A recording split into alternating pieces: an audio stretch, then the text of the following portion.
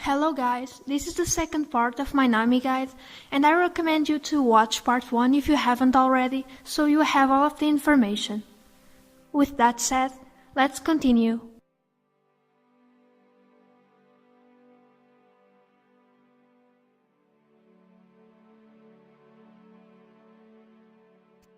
I like to start the game with Spell Thieves, because its stats are amazing on Nami, but if the enemy lane has more kill pressure than us, I definitely go for Coin. On my first back, I upgrade my gold generating item into Frostfang or Nomad's Medallion. After you've collected 500 gold with these items, you will be granted 3 wards to place down.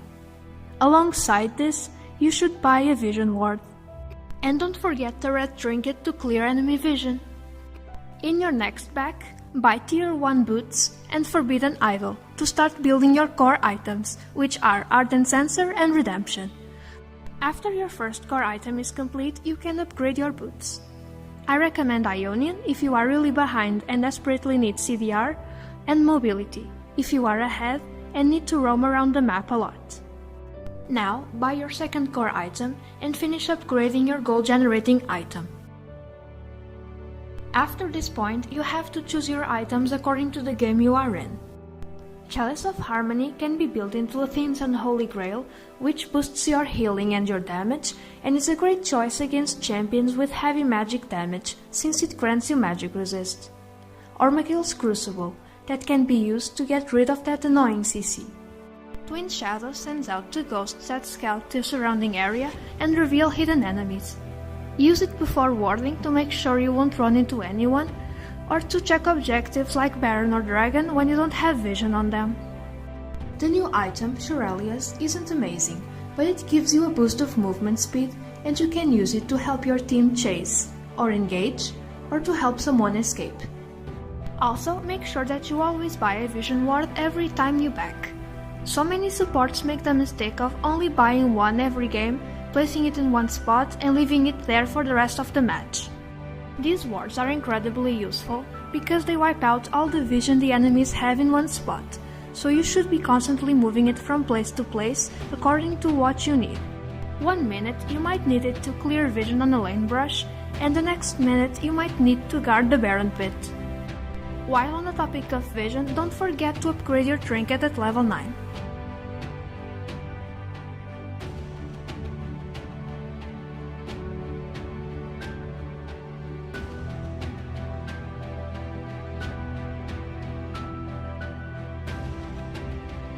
The early game is when Nami is at her strongest point.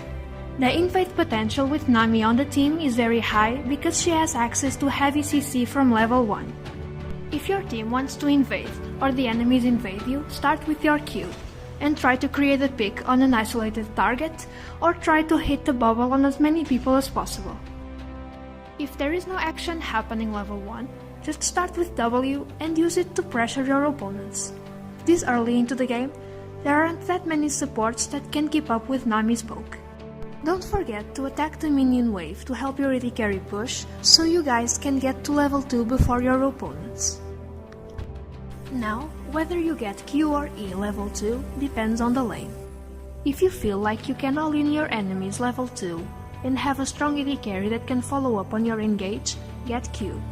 If your AD carry doesn't have a good follow-up or just wants to farm, just go with E. Nami's Q should be saved for critical moments because in the early game, if you miss it, your enemies have around 10 seconds to punish you for it. But if you see a good opportunity to land a bubble, don't hesitate. Nami's laning phase should be played very aggressively, but don't forget to ward up to watch out for the enemy jungler.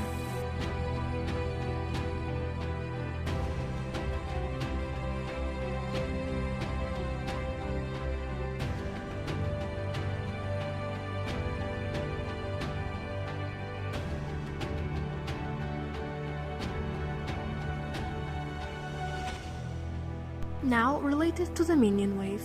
If your AD carry died or backed, try to freeze the wave outside of your tower, so your AD carry doesn't lose on gold and experience. Also, if you guys are farming under tower, don't forget to help him by auto-attacking the ranged minions once.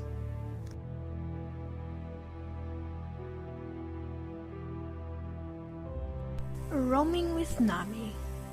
I don't usually do it. I'd rather focus on winning the lane than roaming around the map. But if I see a good opportunity, I do roam with Nami. After all, she has strong CC and the movement speed from her passive, so her roams aren't bad. Roaming with Nami is the same as roaming with any other support. First of all, you have to let your team know that you are going to roam, so your AD carry can farm safely and your mid can prepare himself for your gank. Try to back a few seconds earlier than your AD carry, buy your items quickly and head mid lane while your AD carry is going back to lane.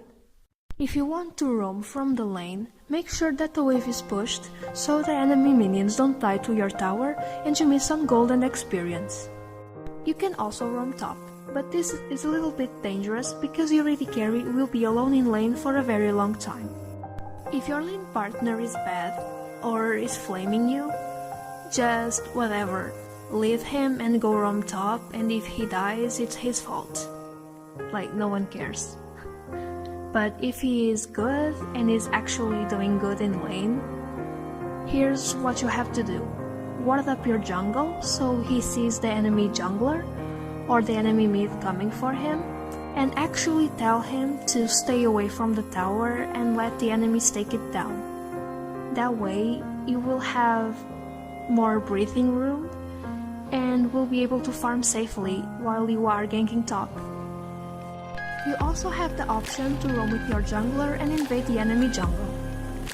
But again, I think Nami should really focus on winning the lane and not so much on roaming. But if the game isn't really going well for you, or if you see a really good opportunity to make a play somewhere else on the map, just take it.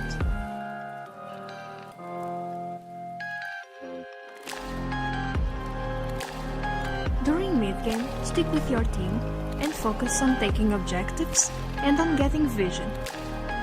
When you are warding a brush, Q it first so you can scout for enemies hiding in there. A quick tip on Nami that you can apply on any support that has hard CC. If a teammate is doing Scuttle Crab, Q it, because any form of hard CC makes it lose magic resist and armor, making it easier for your ally to kill it. During teamfights, if you guys are winning, you can use your ult to catch someone out or to hit as many people as possible. But if you guys are behind, and it's really critical for you to protect your carries, just save your ult and everything to keep your allies alive. Either way, it's your job to peel. It's just even more important if your team is losing. Nami's late game, just like her mid game, isn't great. Just focus on not dying, unless you have to do so to save an important carry. Remember that as a support, you are the anchor of your team. You are the one who brings light to the rift, so your allies don't have to wander in the dark, and you are the one who decides what the tide will bring in each fight. You are the one who hastes the assassins, the one who heals the suffering tanks, and the guardian of those who can't defend themselves. So this was it. I hope you liked my Nami guide.